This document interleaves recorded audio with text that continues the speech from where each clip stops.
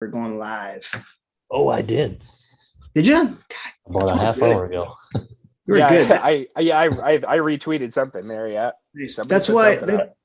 That's why Jim is our executive producer. Oh, I did. Going live. Oh, I muted. All right. All right, let me go ahead and just do the I'll run through the intro and we're ready to rock.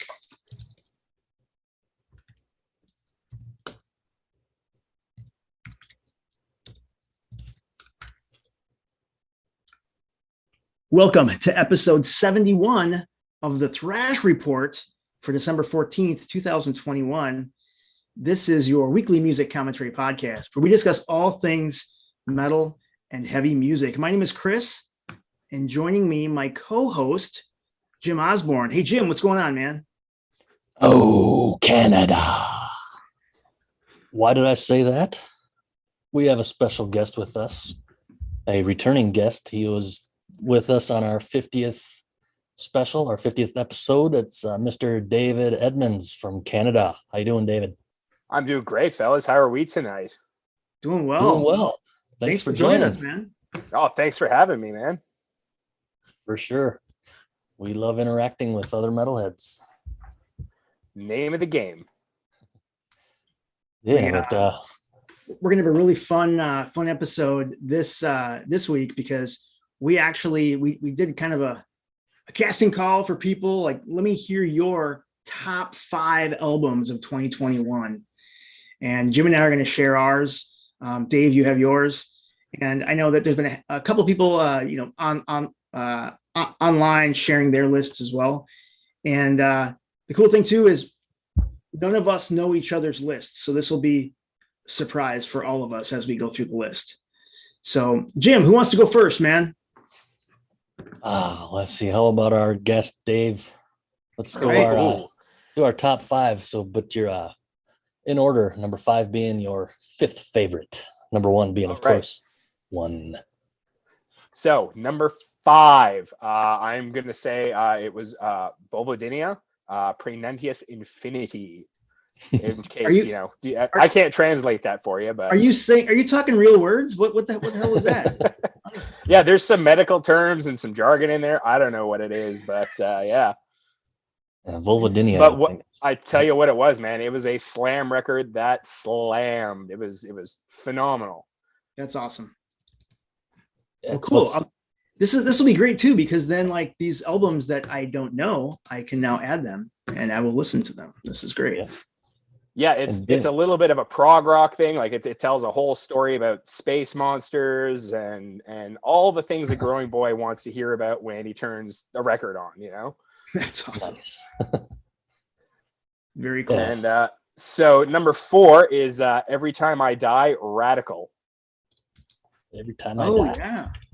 Because Every Time I Die is just awesome, and they just somehow, for how long they've been around, still get a little better with every.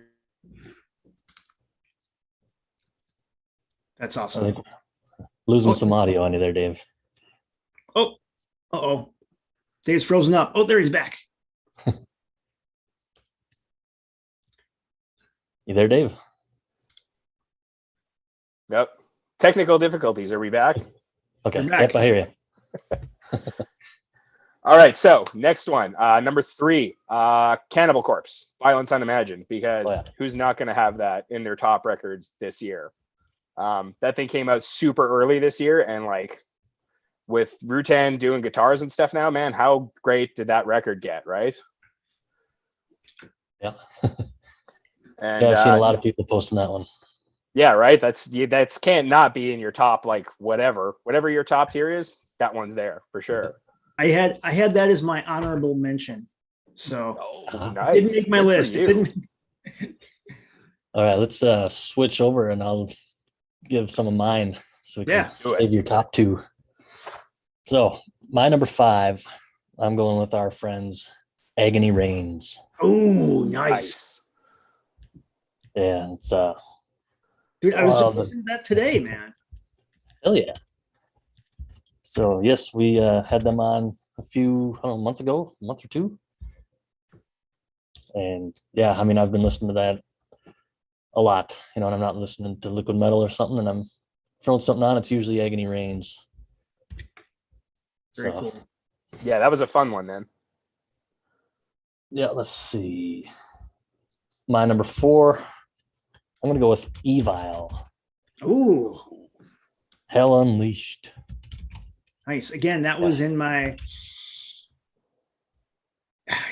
It just didn't make the cut, right? It was on the list, but just didn't make it to the top 5. Yep, I enjoy the album. I think it's really good. It's, you know, just like everything else they've done, and they kind of got bumped into the top 5 just because of their name, because they're evil. I mean, I love them. Yeah, I mean, I've been listening to all their albums since they came out, and I don't know. So that's why I'm putting them on, but it does rule. It's an awesome album. Yeah. All right, let's go with you, Chris. What's your number 5? All right. So number 5, coming in at number 5, I have the album. You know what? I don't even know what the title of the album is. Hold on. Now I gotta click. Hold on. Sing some elevator music there, Dave. Hang on, I'll cue up the band. Yeah, I'm saying I am not ready. As I'm searching up an album title myself. There it is. Okay. So my number 5 is Space Chaser. Give Us Life. Oh, yeah. Oh, nice. That was a good one. Yeah. I was really pleasantly surprised when that. Again, they were new to me. I didn't really know them, but I like how it's thrashy, but yet the vocals really are kind of reminiscent of like a Bruce Dickinson kind of, you know, every now and then it kind of blends those kind of stylings. Anyway, yeah, Space Chaser, Give Us Life is my number 5. Number 4 is one that, when that came out, I just couldn't get enough of it, which is a little different for me because I typically don't lean to that style, but I don't know, hanging around a bunch of metalheads, it's just starting to rub off on me, was the new Carcass, Torn Arteries. Carcass, yeah. I think that was a great album. I freaking, I loved it. So number 4 is Carcass, Torn Arteries. All right, how about your 3? All right, Dave, want to go to number 3? Yep, we're up to number 2 for Dave. Oh, really? Did we miss one? No, we're just kind of screwing around here. Jumping around. So, what do you got for your top 2, Dave? My top 2, number 2 is Slaughter to Prevail, Kosovo. Oh, yeah. Because, you know, everything's Russian Machine never breaks. Russian's best, man. They're so crazy, dude. Oh man, that record was so intense, and it felt like a big throwback to like the first Slipknot record. I kept thinking of that same vibe every time I listened to it. Yeah, and it was just it was crazy good. That didn't make my list because I haven't listened to it.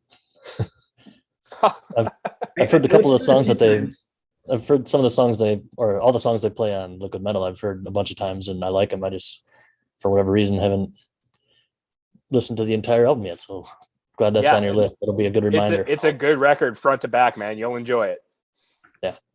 I definitely like their style. It's beefy. That's a good way to describe it. They're made in Russia. Yeah. All right, I'll jump to my number 3. I'm going to jump over to Spain and go with Angelus Apatrida. Oh, dude, totally forgot about that one. They've on my list. They're in my mind all year, and then they like slipped my mind last week, and I was thinking this stuff, and then I was looking through my stuff and saw it. Like, of course. So yes, self-titled Angelus Apatrida, and I don't know. It's kind of I think it's the thrashiest on my list when you're thinking of like kind of an old school throwback thrash. Not like it's a straight ahead old school thrash banger. Yeah, for sure.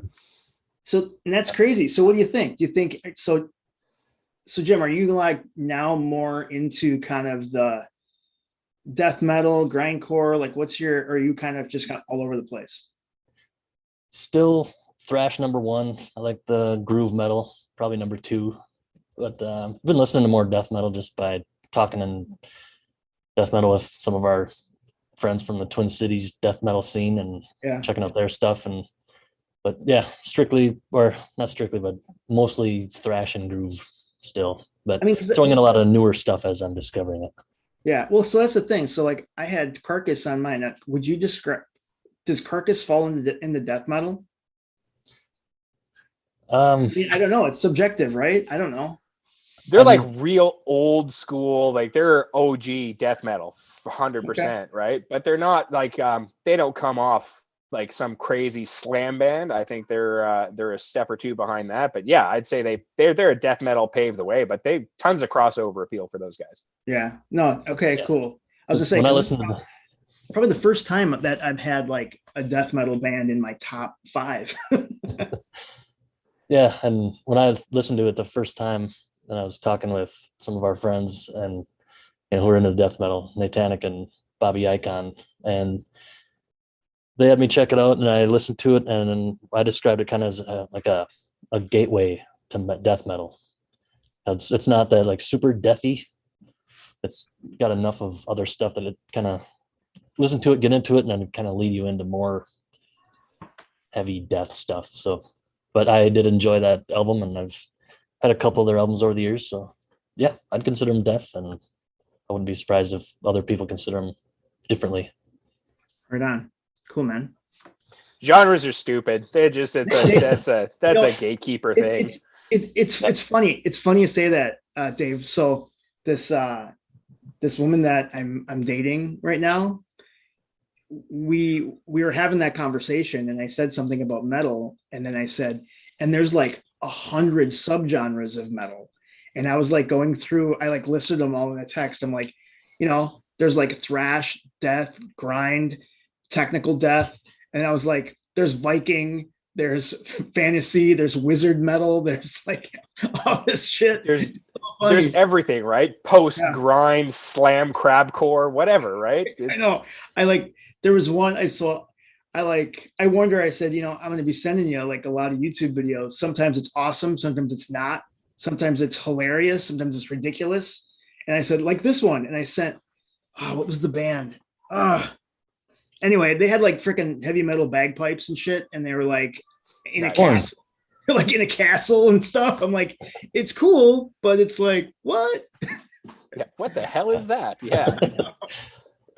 Yeah, I see it kind of both ways. That genres are stupid because it's all under the umbrella of metal. But if you're also trying to describe something, you can say something like, it's folk metal versus death. Like if you're check this out, it's metal, and then like there's flutes and fiddles and shit. And you're like, no, it's not. Like, it's folk metal. So, but I think like once you put more than one word into the genre, then it's ridiculous.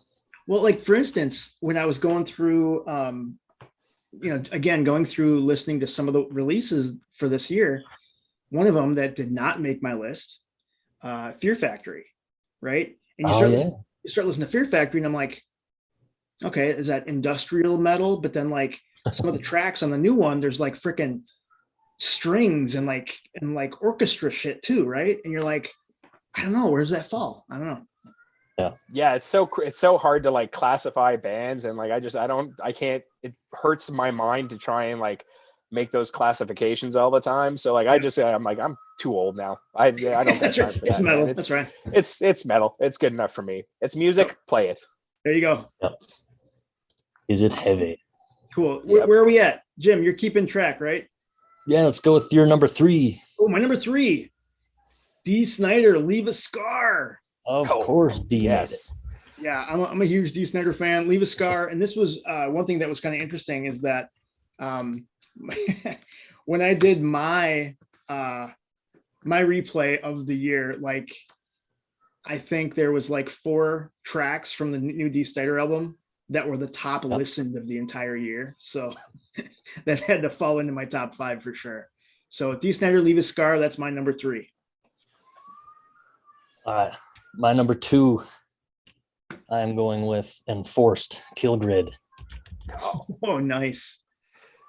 So good. Yeah. Yeah, I mean, when their first track came out on Liquid Metal, I was hooked. I mean, it sounded amazing, and I think it was kind of the same time or not too long after Riley Gale died from Power Trip, and it was, there's that saying like if one door closes, another one opens, and it seems like that was an end of an era for Power Trip because obviously Riley's gone, and we haven't heard if they're going to replace him or do something different. And then all of a sudden, this Enforced comes on my radar, and it's very similar, I think, and it's just it's got that new feeling to it. It's like it's heavy, it's fast, it's just got a dark feeling, and it's amazing. I love it. And you know what? It's got a cool throwback appeal to it. Like it's got very vintage tones and stuff to it, which is I love that, especially in thrash. It's so good. I've kind of forgotten about Enforced. I'm gonna make sure I add that one. I remember we talked about them when they first dropped, but yeah, it kind of fell off my radar. All right, so Chris, let's jump back to you for your number 2. Let me see your number 2. Number 2, this one, I don't know, I'm maybe get some flack for it, but in my opinion, it was a really good album in 2021, and that was Todd La Torre's solo record, "Rejoice in the Suffering." I just think he's an amazing musician. I think that that album was just all around a great album, and also he did double duty on some tracks too, where he was doing vocals and like doing drums, which was crazy. I think we talked about that in the previous episode, where one of the videos, it's kind of weird because you see him like singing, and then all of a sudden when they do the drum cam, it's like him doing drums too. It's like, what? But yeah, I'm a fan. I'm really excited because they just announced this week that he's ready to do a number 2. So I'm excited. Wicked. Awesome. Yeah, I heard good things about that record, man. It was good. Yep, see a lot of people talking about it. All right, number 1s. Let's go with you, David. What's your top album of the year? Oh, drum roll time. All right, I don't have a drum. Damn. Hold on. Maybe I have a drum. Hold on. Oh, do we have a drum? I think we might have a drum. Hold on. It takes me a little bit to get there, but I think I might have it. Where is it? There's so many freaking things. Look under S for snare. My number 1 album this year was 12 Foot Ninja Vengeance. Really? Because I have a great sense of humor, and apparently so do they. And I don't know, man. As a fan of music and all music, yeah, that record did a little bit of everything, and I was so into that. And I wrote that. I didn't take that band seriously when they dropped years ago, and then this year I kind of I got way into them. And yeah, phenomenal record, front to back, man. There's flamenco, there's pop, there's everything on that thing. That so that's one thing where again I don't know anything about them. Yeah, and I don't really know. I mean, I may have heard them, but just not knew it, or I didn't know it at the time. But that's interesting. I'm going to make sure I add them to the list for sure. Yeah, and my first time I heard them, I think it was 12 or One Hand Killing.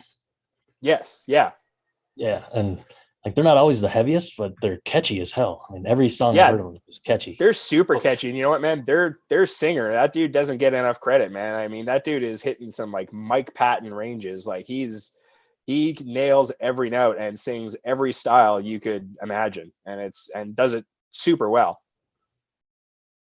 Awesome.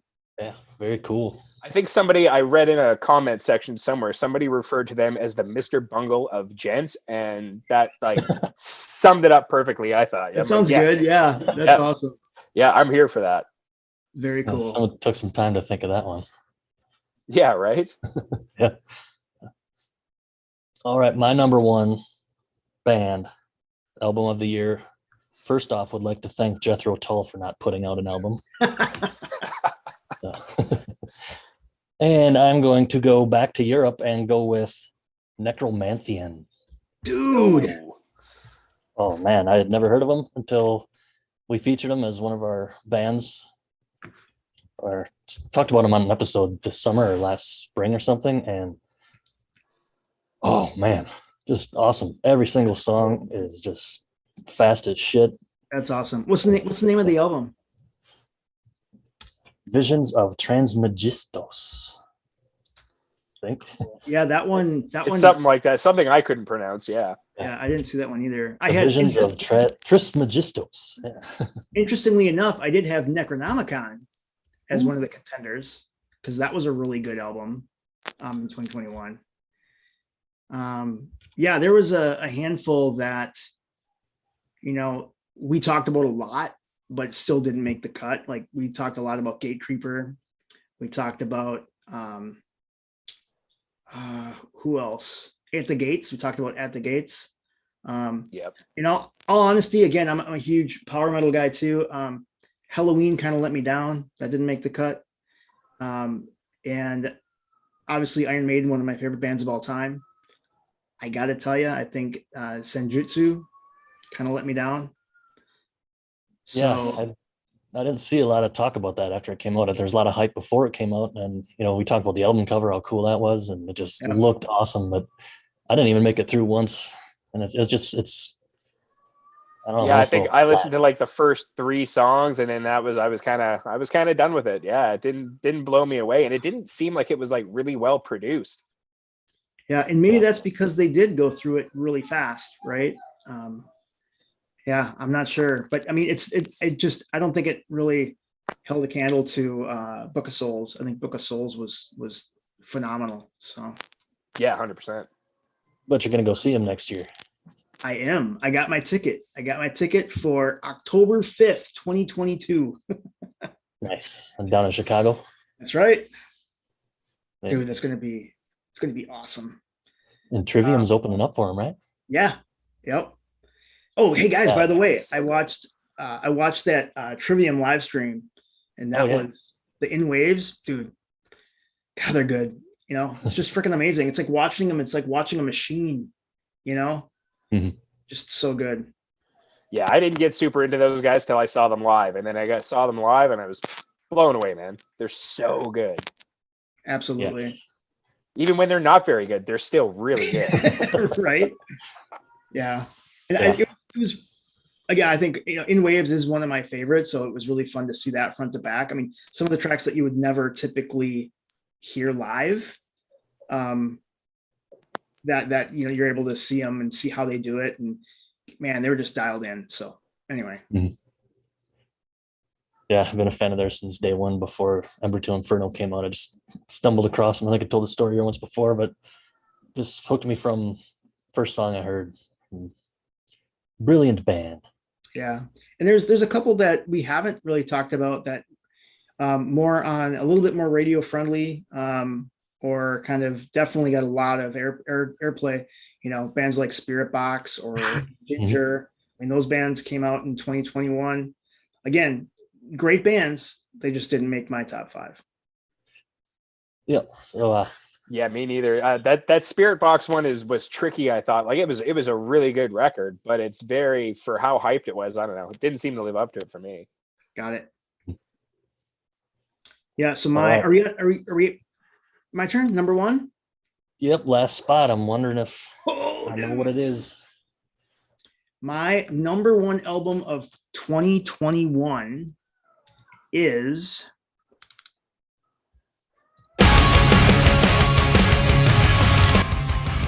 Blood in the Water by Flotsam and Jetsam.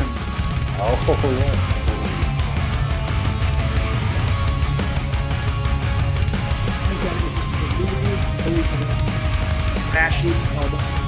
And in my opinion, they never disappoint. I mean, I listened to them years ago, and when this album came out, it was just, I couldn't put it down. I listened to it every day. That was when I was doing we did our, we were doing like a fitness challenge thing for work. So I was walking every day, dude. I was listening to this every day when I went for my walk, and they did it for me. So Flotsam and Jetsam, number 1 album of 2021. Yeah, that's awesome. I mean that opening track, man. That's so hooky. It just pulls you right in, man. That's awesome. Very cool. Well, this is pretty cool. We've got 3 lists of 5, and not one band showed up on any other list. Dude, isn't that crazy? That's That's awesome. the best though. That's I the know. best, man. That is awesome. And you know who did not make it? Is that Exodus. dude? So Exodus was number 6 on mine. Like, I mean, literally, it kept on bouncing a little bit, and I'm like, yeah, it just. I think like you and I talked last week, right? Like musically, it's really good, but yeah. Oh, you don't like the vocals? That's right. Yeah, vocals are just a little bit. I mean, it's still like when I want to hear like a good thrashy, like, I mean that opening track. I mean, Persona non grata. It's like like it's just Gary Holt's a machine, dude. Oh, And I was he's watching awesome. him on social the other day, and he posted, "This is the correct way to play Toxic Waltz." And he was like showing you how to do it. It was pretty hilarious. Awesome. All right, now I'm gonna just put you both on the spot and see if you can think of a rookie of the year, someone who debuted this year, whether it's an EP or an album. I think if I've got we're, mine. yeah, if we're gonna do rookies, I think I would absolutely kind of back you up on Agony Reigns. That's a phenomenal record for a band that's just starting out. Yeah, I would probably agree with that. I think if I'm gonna pick a one that's like way brand new, I'm gonna say Tornadic. Oh, there you go. Nice. Yeah. Because that song, The Capturing Man, I was listening to that when I was trying to come up with this list of stuff, and I heard that track. I'm like, man, that's really good, especially for how young those guys are, man. Right. For sure. Yeah, I mean, some of the other ones that we talked about, and we had let's see, Mr. Bungle. You mentioned that, Dave. They actually, they did have The Night They Came Home, which technically really it was a re-recording of the old stuff, right? That's my understanding. Yeah. But yeah, that one really didn't make the cut. I know people were super hyped about that one, and I'm a huge Hellstar fan. So I listened to Hellstar, I mean, way back in the 90s, and I was a huge Hellstar fan. Had no idea they had a new album drop this year called Clad in Black.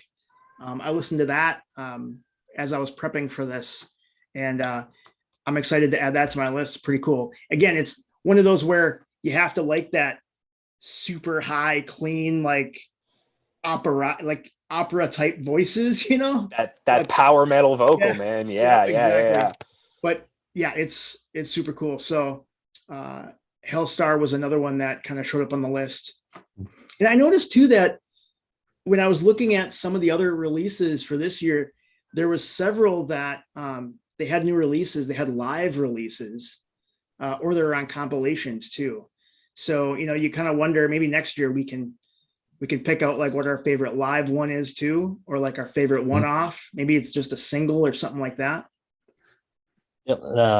My rookie of the year, it was a toss-up between this band and Agony Reigns for the 5th and 6th spots. So whoever didn't get the 5th spot got my rookie of the year, and that is the band Killing, Face the Madness. Ooh, that's a good one. I forgot that was even a thing this year. Yeah, that was a really good one. I listened to that. I don't remember that. I don't remember that. Did we talk about that on one of the episodes? Yep, they were one of the first bands we did for Today in the Day. Oh yeah, no, I totally forgot that one. Yeah, and then one I was going to put on my list that I hadn't listened to for a while, and I went back. I know a few months ago I saw that they announced that they were removed from streaming services. I'm not sure why, but I was bragging about it when it first came out, and that was beginning of the summer, I think, and that was the band Misfire from Chicago. Oh, I remember that. Yeah, so I can't find it anywhere, and I went to buy it, and I couldn't find it anywhere. I messaged the band, never heard back, so I don't know what's going on, but I mean, that was going to be on my list, but I couldn't hear it again. That's crazy. Yeah, so if anybody knows what happened to them, let us know, or if you can find their music, let us know, because it was awesome. I'll go draw their picture on a milk carton immediately. Nice. That's awesome. Yeah. Any other new band that you'd think of, Dave? Oh man, there was so much this year to just being on the spot like that. Not really. I mean, yeah, Tornadic was probably the one that really caught me. You guys already mentioned Agony Reigns too, and I think those were really, as far as stuff that's new and upcoming, that was probably it for me. Yeah. Got it. Yeah, and we are going to see some of the band members and their dads next week or this week up in San Francisco. Yeah, dude, that's going to be crazy. We're going to meet up when we go to see Metallica 40th anniversary celebration. And actually, we'll probably let you guys know, we're going to do a bonus episode. So we're going to go ahead and do a bonus episode of the Thrash Report live on location in San Francisco. Ho, ho, ho. So that'll be fun. Unless we get caught up doing a whole bunch of fun Metallica shit. That's right. That's right. Yeah, we'll do a recap. So we got so the email we had with all the events, and they had like a bunch of restaurants and bars and shit. There was a bunch that they were already full. Like when we got the email, they were like sold out. It's like, whoa. Yep, and I did see today, switching gears a little bit and going back to Enforced, that they are actually tomorrow releasing a single called Casket. It'll be available on limited edition 7-inch vinyl, and hopefully we can stream it. It was originally supposed to be on their album, but didn't make a cut, so they're releasing it as a single now. So keep an eye out for more new Enforced tomorrow. Ooh, nice. Wicked. Yeah. Very cool. Yeah, and I got an email from YouTube also letting me know what I watched the most this year. Yeah, what's that? So let's see, my top 5 songs. Number 5, Walk from Pantera. Number 4, Ex Mortis. Number 3, Black Sunshine, White Zombie. Number 2, Seasons in the Abyss by Slayer. And number 1 was Only by Anthrax. Nice. Nice. I don't remember watching a lot of those a lot, so maybe I didn't watch a lot of videos, but yeah, so I watched 83 minutes of Anthrax, 63 minutes of Metallica, 63 minutes of Ozzy. That's very cool. Yeah, I didn't get my I didn't get that. And I want to also just shout out to our listeners and the people that support us. We really do appreciate it. I just want to let everyone know too that we've released over 1,800 minutes of content across 36 episodes in 2021. And over those 36 episodes, we have listeners in over 16 countries. And our followers, our listenership in 2021 has gone up 207%. So thank you. Thank you everyone for your congratulations, boys. Thank you so much. Yeah, we really appreciate everyone that listens. Really, it's great. I mean, I never thought when I made that first phone call to Jim saying, "Hey, buddy, do you want to do a podcast?" that it would turn into something that we were going on episode number 70.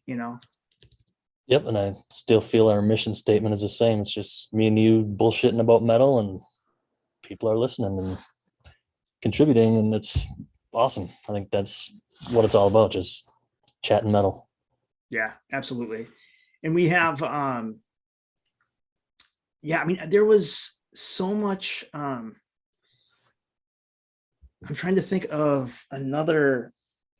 I remember like there was a few that I was excited, but then really kind of let down. Like I was like, I think more like just curious, I think. Because like Accept had a new album and I was like, what else? There was like some other ones. I think Blaze Bayley had one. I'm trying to think. There was you know what? Almost made my list. Gojira. Gojira was a good one. Yeah, Gojira was a good one. Gojira is, I think I knew early on that was going to be like everybody's record of the year. And I know a bunch of like major publications, that was their record of the year. And it was for obvious reasons why. But yeah, I mean, super good record. Was that, let me look, that was April of 2021 that came out. Yeah, sometimes it's really hard to figure out when they came out. But and yeah. I'm looking at my most listens on Apple outside of the songs that I play guitar to and listen to all the time. It's Necromantian, Evile, and another band I want to mention from Wisconsin that we've talked about, Toxic Ruin. And then Nice. Our friend Jose Morales from Agnoxia. I listened to a bunch of Agnoxia this year, so don't forget about that. And yes, Ex Mortis, Enforced, Exodus, Slayer, Extinction AD. They had a killer EP this year. Oh, dude, I totally forgot about Extinction AD. Yeah. Yeah. So I did a list and I posted it online a while back of my top EPs, and that was number 3 of all the EPs I listened to. That thing was so good. I mean, front to back, just goes in and out, and you want more when it's done. Yeah, it's only like 10 minutes long. Yeah. Yeah, they're going on tour again. Or they left the Exorder tour. They had an issue with their drummer, or their fill-in drummer. Drum fills, is that what you call it? And then still on drums. But they are hoping to keep their next tour with who's it? Creeping Death. But I forget who else. Is it Cattle Decapitation? Yes. Maybe? Yes. Yep. Next, yeah. And then Creeping Death too. I think there's another band, but I know they'll be coming through Minneapolis or St. Paul maybe on February 1st. So I will be there for sure. Cool. That's awesome. Yeah, I'm gonna put that on the big list of tours that don't come to Canada. If anybody in bands out there can hear me, come to Canada. Man. We want shows. There's lots of people up here. We'll buy tickets. Yes. Don't come in December though. It's fucking cold. Go somewhere better in December. But like come May, come to Canada, man. We'll buy tickets. Oh, that's funny. Yeah. Yeah, I almost went to one year. I don't know what year it was. I mean, probably 4 or 5 years ago. What's it called? Like Heavy Montreal or something? Yeah. Yep. And there was like all these just awesome bands that were playing. And I was like debating for like a week, like, should I go? Should I get tickets? Should I go? Like, I chickened out, but yeah, it would have been great.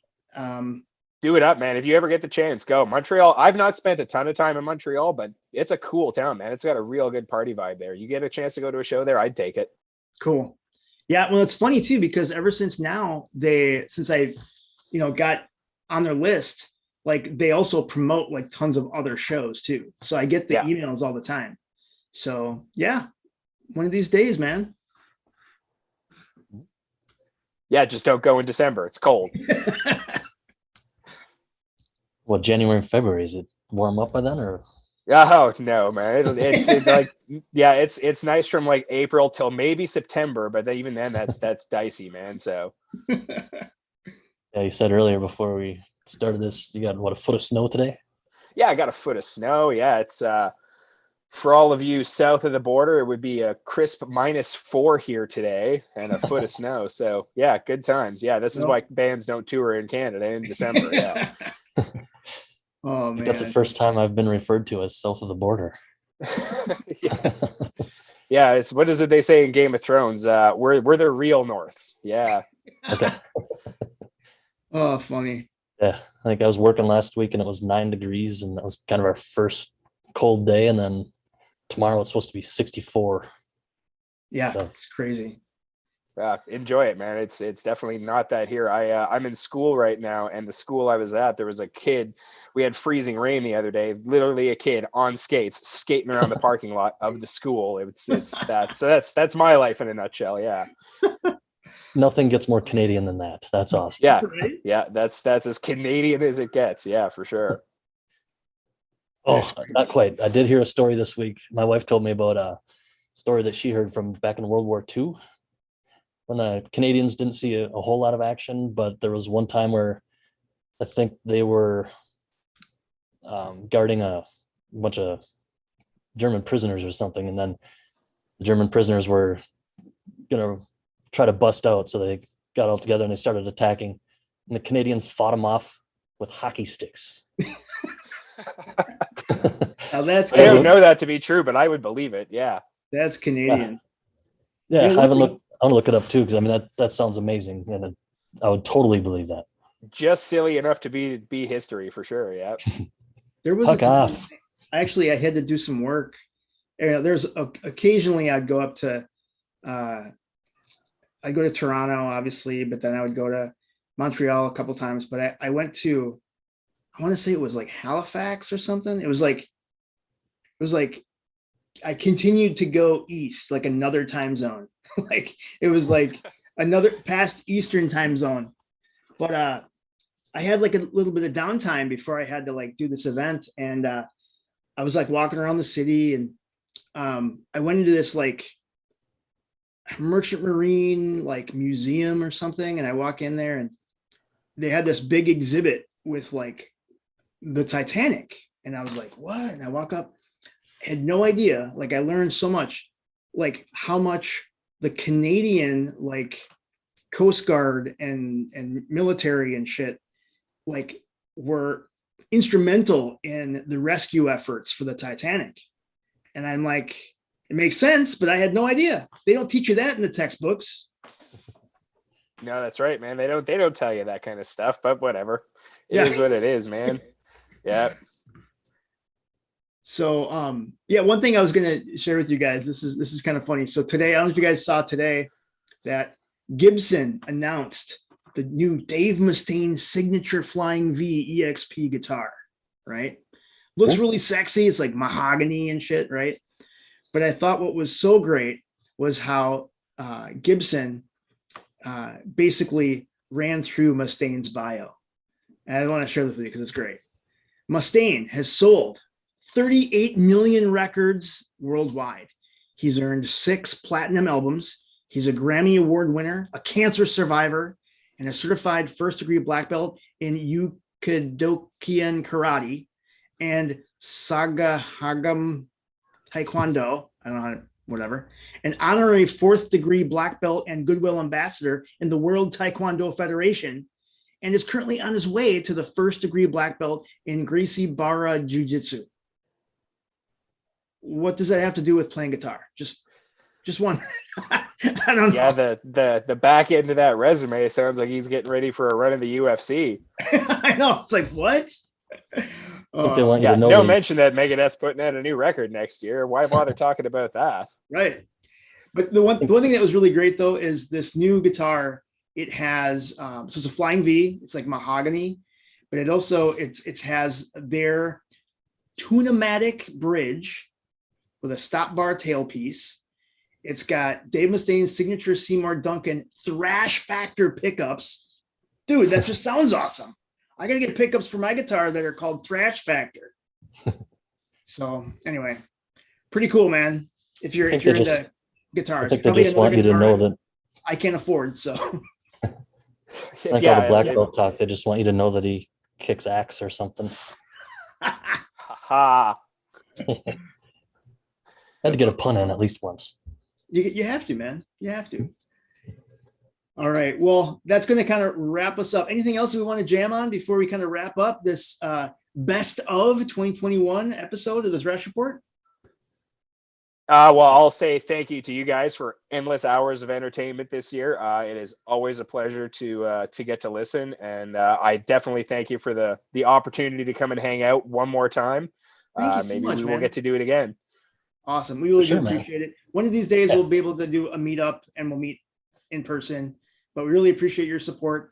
Thank you everyone for joining us. We really do appreciate it. You can always reach out to us. Email us at thethrashreport@gmail.com. You can reach all of our socials at thrashreport.com. We'd love to hear from you. Thank you everyone. And we'll see you next time on the Thrash Report. See you. Yep. And Dave, I want to thank you too. I know we always see you, the supporting the show, and you're on a chat when we're going live and stuff. So thank you so much for listening and sharing and just being a cool metalhead. They appreciate it.